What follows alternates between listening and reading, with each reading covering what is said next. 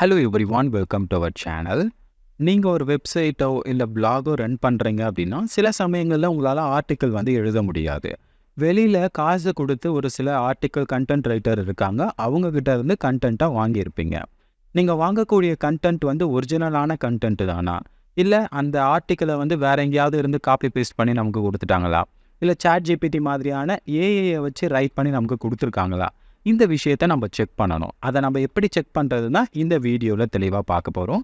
வாங்க என்ன அப்படின்றத தெரிஞ்சுக்கலாம். இப்போது ஒரு ஆர்டிக்கல் நான் என்ன பண்ணியிருக்கேன்னா வெளியிலேருந்து வாங்கியிருக்கேன். இந்த ஆர்டிக்கல் ஒரிஜினலான ஆர்டிக்கலா அப்படின்றத முதல்ல நம்ம தெரிஞ்சுக்கணும். பிறகு ஒரிஜினலாக இருந்துச்சு அப்படின்னா நம்மளுடைய பிளாக் இல்லைனா வெப்சைட்டில் அப்லோட் பண்ணலாம், எந்த ஒரு பிரச்சனையும் கிடையாது. சப்போஸ் வேறு ஒரு வெப்சைட்டில் இருந்து காப்பி பண்ணி கொடுத்துருக்காங்க, இல்லை ஒரு சாட் ஜிபிடியை வச்சு ரைட் பண்ணி கொடுத்துருக்காங்க அப்படின்னா நம்ம வெப்சைட்டில் போட்டாலும் இது நிறைய பேருக்கு வந்து விசிபிள் ஆகாது.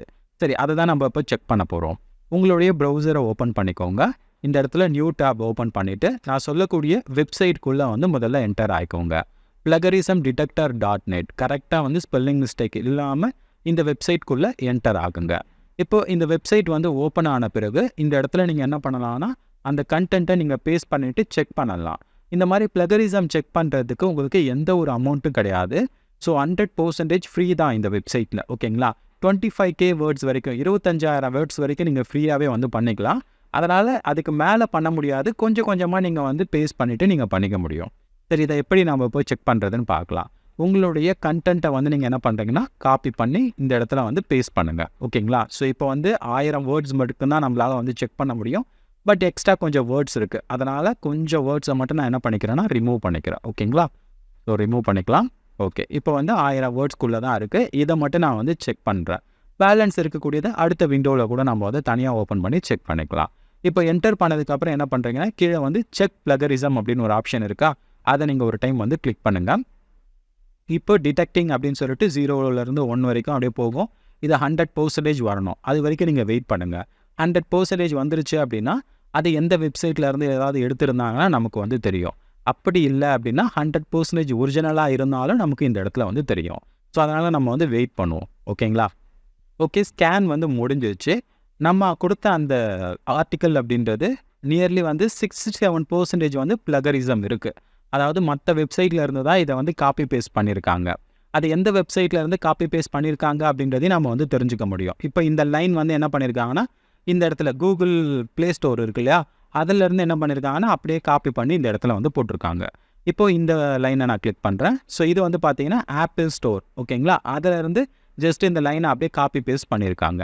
அதுக்கடுத்து கீழே இருக்கக்கூடிய லைன்லாம் பாருங்களேன். ஸோ இதெல்லாம் வந்து ஒவ்வொரு இதிலேருந்து காப்பி பண்ணியிருக்காங்க. ஸோ இது வந்து bing.com இந்த இடத்துல இருந்து காப்பி பண்ணி அப்படியே பேஸ்ட் பண்ணியிருக்காங்க. ஸோ இந்த மாதிரி எந்த இடத்துல இருந்து அதை காப்பி பேஸ்ட் பண்ணியிருக்காங்க அப்படின்ற விஷயத்த முதற்கொண்டு நம்மளால் இதில் வந்து செக் பண்ணிக்க முடியும். அப்போ பிளகரிசம் அதிகமாக இருக்குது. இந்த கண்டென்ட்டை நம்ம யூஸ் பண்ணுறது வேஸ்ட்டு தான். பிகாஸ் இதை நம்ம போட்டாலும் அது வந்து வியூஸ் வந்து அதிகமாக வந்து போகாது. சரி, இப்போ பிளகரிசம் எப்படி செக் பண்ணுறதுன்னு உங்களுக்கு வந்து தெரிஞ்சிடுச்சு. நீங்கள் என்ன பண்ணணும் அப்படின்னா இந்த பிளகரிசம் எல்லாத்தையும் இந்த வேர்ட்ஸ் எல்லாம் இந்த இடத்துல இந்த லைன்ஸ் எல்லாம் நீங்கள் வந்து மாற்றி மாற்றி ரைட் பண்ணீங்க அப்படின்னா உங்களுக்கு ஒரு யூனிக்கான கண்டென்ட் அப்படின்றத வந்து கிடச்சிரும். சரி, இப்போது ஒரு கண்டென்ட்டை வந்து ஏஐ மூலமாக ரைட் பண்ணியிருக்காங்களா இல்லையான்னு நம்ம எப்படி தெரிஞ்சுக்கிறது அப்படின்னா அங்கே பாருங்கள், மேலே வந்து ஏஐ டிடெக்டர் அப்படின்னு ஒன்று இருக்குது. அதை ஒரு டைம் நீங்கள் வந்து கிளிக் பண்ணிக்கோங்க. உங்களுடைய கண்டென்ட் இந்த இடத்துல வந்து விசிபிள் ஆகும். ஸோ அப்படியே கீழே வந்தீங்க அப்படின்னா I am not a robot அப்படின்றத கிளிக் பண்ணிவிட்டு டிடெக்ட் ஏஐ கண்டென்ட் அப்படின்றத ஒரு டைம் வந்து நீங்கள் கிளிக் பண்ணுங்கள். ஸோ இந்த இடத்துல ப்ராசஸிங் ஆகும். இது ப்ராசஸ் ஆகிற வரைக்கும் நீங்கள் வந்து வெயிட் பண்ணுங்கள். இது ப்ராசஸ் ஆனதுக்கப்புறம் இதில் ஏதாவது ஏஐ டிடெக்ஷன் இருக்கா அப்படின்றது நமக்கு தெரியும். இங்கே பாருங்கள், ஃபுல்லாக ப்ராசஸ் ஆகிடுச்சு. இது 100% வந்து ஹியூமன் ரிட்டன் கண்டென்ட் தான். ஹியூமனால் தான் இது அந்த கண்டென்ட் வந்து எழுதப்பட்டிருக்கு. ஆனால் இது ஏஐ அப்படின்றது எதை யூஸ் பண்ணி, அதாவது சாட் ஜிபிடி இதெல்லாம் வந்து யூஸ் பண்ணி எழுதலை. அதனால் ஏஐ பற்றி நம்ம கவலைப்பட வேண்டியது கிடையாது. இது நிறைய வந்து பிளகரிசம் இருக்குது. அதாவது மற்ற சைட்டில் இருந்து தான் காப்பி பேஸ்ட் பண்ணியிருக்காங்க. அதனால் இந்த லைன்ஸ் எல்லாத்தையும் நீங்கள் மாற்றி அதுக்கப்புறம் இந்த கண்டென்ட் வந்து யூனிக்காக வந்ததுக்கப்புறம் நீங்கள் என்ன பண்ணலாம், உங்களுடைய வெப்சைட்டில் அப்லோட் பண்ணலாம்.